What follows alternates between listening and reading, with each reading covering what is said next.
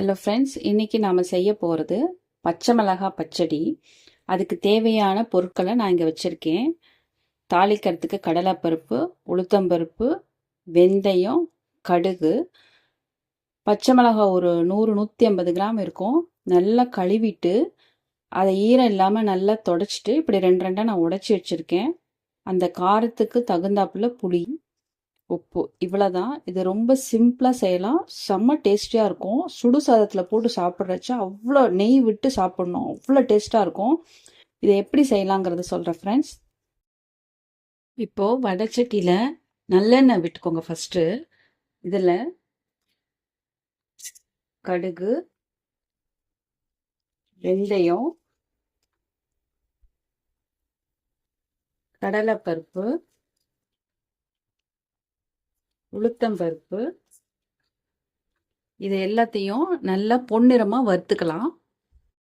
மறுபடியும் கொஞ்சம் எண்ணெய் விட்டு, நல்லெண்ணெய் தான் விடுறேன் நான், விட்டுட்டு முதல்ல புளியை போட்டுக்கலாம்.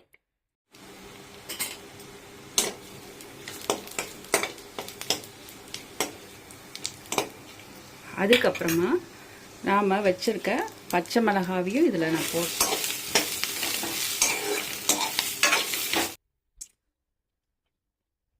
இது வதங்கிறதுக்குள்ள நாம் ஏற்கனவே வறுத்து வச்சிருக்க கடுகு, உளுத்தம்பருப்பு எல்லாமே இது பாருங்கள் மிக்சி ஜாரில் போட்டிருக்கேன். இதை நல்லா கூல்டவுன் ஆன உடனே இதை நம்ம வந்து நரநரன்னு ஒரு பவுடரை அரைச்சி இதோட அரைச்சி சேர்க்கலாம்.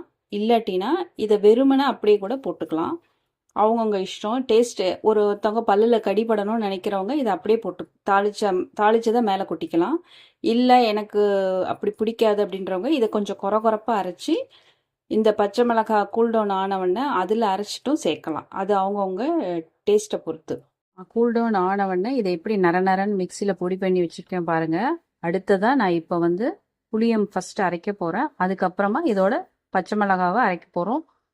கொரன்னு அரைச்சா போதும், ரொம்ப நைஸாக அரைக்கக்கூடாது. பாருங்கள் ஃப்ரெண்ட்ஸ், நான் அரைச்சிட்டு வந்துட்டேன். இப்போது கடாயை மறுபடியும் சூடு பண்ணி அதில் கொஞ்சம் நல்லெண்ணெயை தாராளமாக விட்டு இப்போது நாம் அரைச்சி வச்ச அந்த பச்சை மிளகாய் விழுதை போட போகிறோம்.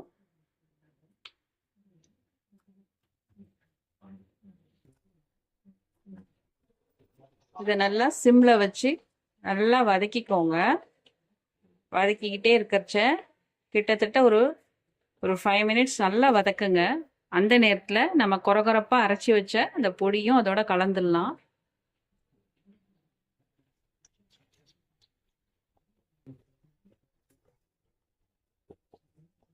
அவ்வளோதான் ஃப்ரெண்ட்ஸ். இப்போ சுடு சாதத்தில் நெய் போட்டு சாப்பிட்றச்ச செம்ம டேஸ்ட்டாக இருக்கும். நீங்களும் ட்ரை பண்ணி பாருங்கள்.